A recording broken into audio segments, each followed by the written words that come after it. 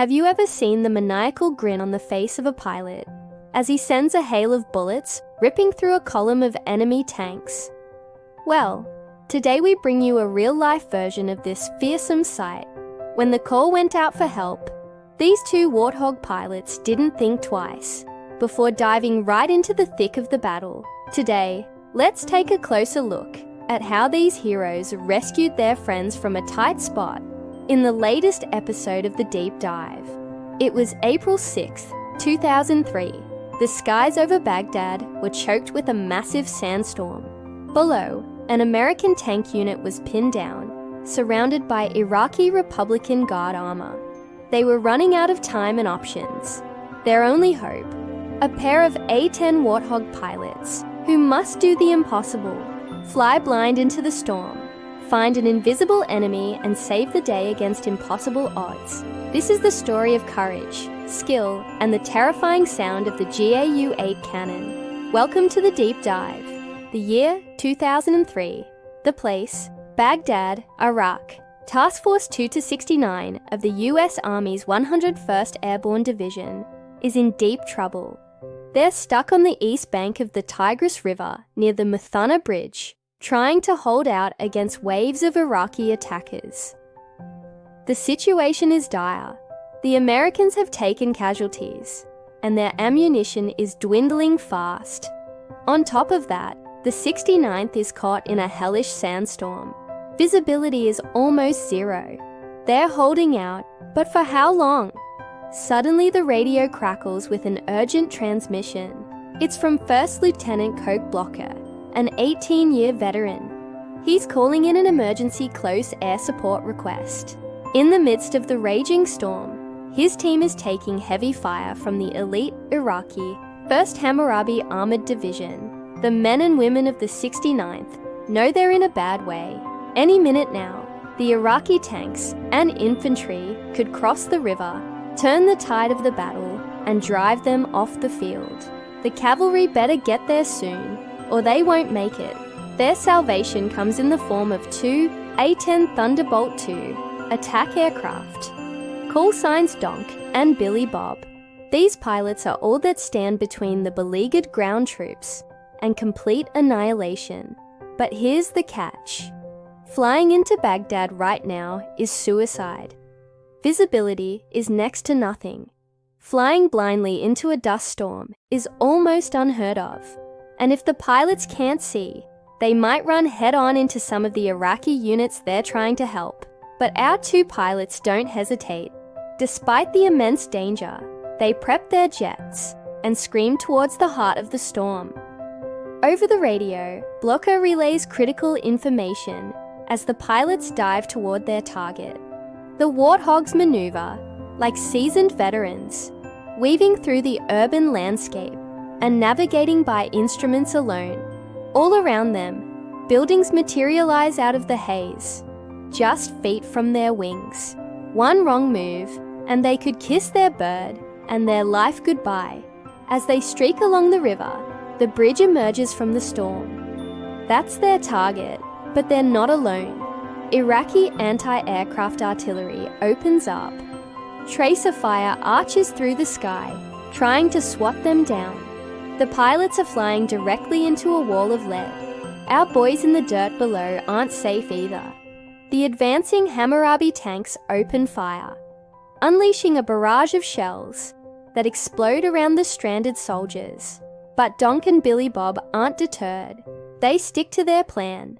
And soon enough, they reach the area where the 69th is pinned down. To make matters worse, one of their wingmen had been forced to turn back due to mechanical issues, leaving the remaining two Warthogs outnumbered. Still, they press on. Through the roar of the engines and the chatter of the radios, the pilots exchange terse orders. One of them calls out, "I've got visual on the first one," signaling the start of the attack run. In response, a grateful voice replies, "Roger that, lead. We're seeing it too." The first Warthog, piloted by Lieutenant Colonel Donk Strasberger, gets into position. With a seasoned veteran, he knows this next part will come down to split-second decisions. and lightning-fast reflexes. Lining up his target, he fires a spread of smoke rockets, aiming to mark the enemy. But something goes horribly wrong. The attack run doesn't go according to plan. The smoke rockets fail to ignite. Donk realizes he has only one more chance to mark a target. Thinking fast, he uses his backup flare pods, releasing 3 white flares in quick succession. The flares bloom above the rooftops, giving him and Billy Bob a rough idea of where they need to focus their attention. Now, with a little bit of luck, the flares drift above the first Hammurabi, illuminating their position. Time for action. But first, they have to dodge incoming fire. An anti-aircraft missile streaks towards them, moving at 3 times the speed of sound. At this range, there's no escape. The only option is to trust their trusty Warthog armor. As the missile flies past, the pilots tense up, bracing for impact. But the missile veers away at the last possible moment, barely missing their plane. Relief washes over them. They survive the encounter, but the fight is far from over. With the enemy still hidden in the dust clouds, the Warthogs have to rely on the intelligence provided by the flares. Donk makes his second pass, relying on the familiar sound of the GAU-8 cannon to guide him. He looks for the telltale puffs of dirt and dust kicked up by the rounds. Suddenly, through the swirling dust, he spots his target, a lone Iraqi BMP personnel carrier, carrying soldiers and equipment. There's no time to waste. Donk lines up the weapon and fires a massive burst from his 30mm cannon. Rounds rip into the BMP, tearing through its thin armor and sending it tumbling through the air. The personnel carrier explodes in a fiery ball, disintegrating the vehicle and sending its occupants down in flames. But wait, there's more. Donk turns his attention to the next target. He zeroes in on a second BMP, just as tough and just as dangerous as the first. He squeezes the trigger again and again, firing until both vehicles are nothing but smoldering wrecks. Meanwhile, Billy Bob makes his move, targeting an Iraqi T-72 main battle tank. It's heavily armored, but Billy Bob isn't intimidated. He lines up his shot and fires a precise burst of cannon shells. The tank explodes, spraying burning diesel and shrapnel across the battlefield. But it wasn't an easy kill.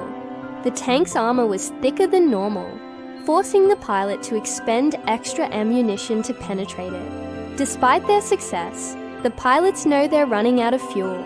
The GAU-8 cannon is a power-hungry beast, and every pull of the trigger drains their precious fuel reserves.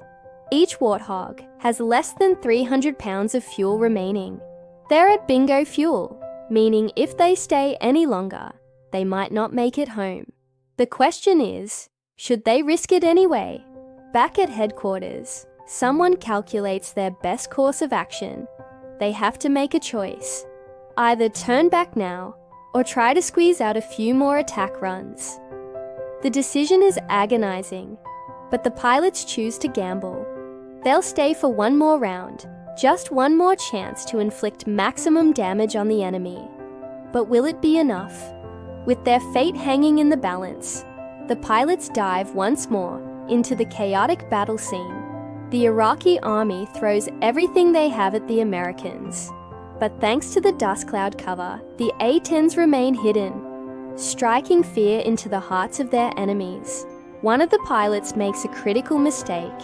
He misses his target and inadvertently drops a massive bomb on an Iraqi trench. Soldiers scramble for cover as the bomb detonates, showering the area with explosives. But it's not a total loss. The bomb damages an enemy truck, forcing it to retreat from the battlefield. The pilots keep at it, destroying multiple trucks, each one bringing the enemy one step closer to defeat. Suddenly, things get really dangerous. The pilot almost gets hit by an enemy rocket-propelled grenade. The threat of imminent death looms over him, reminding him just how volatile the situation is. Just when it seems the tide of battle is turning decisively in favor of the Americans. Disaster strikes. One of the planes stalls. Its engine dies, leaving it stranded over enemy territory. The pilot struggles to restart the engine, knowing that if he fails, his plane and his life will be lost. Thankfully, he manages to stabilize the aircraft and bring it back to base. Back on the ground, the surviving soldiers cheer them on. Meanwhile, the pilots brace for even more attacks. The battle rages, but slowly the Iraqi resistance begins to crumble. By the end of the fight, the 1st Hammurabi has suffered significant losses. Their tanks and armored vehicles destroyed, their supply lines cut off, their morale broken. The American troops on the ground are stunned. They had managed to hold out against impossible odds, and now they were victorious. The heroic pilots of the A-10s had saved the day for their incredible skill and bravery under fire. Lieutenant Colin Donk Strasburger and Captain Billy Bob Thornton were awarded the Silver Star, the 3rd highest military decoration in the US. Their actions that day were a legendary chapter in modern aviation history. And that concludes yet another thrilling episode of The Deep Dive. What did you think? Let me know in the comments. And don't forget to like and share. Your feedback keeps me motivated to bring you more gripping stories. Until then, stay safe and keep soaring.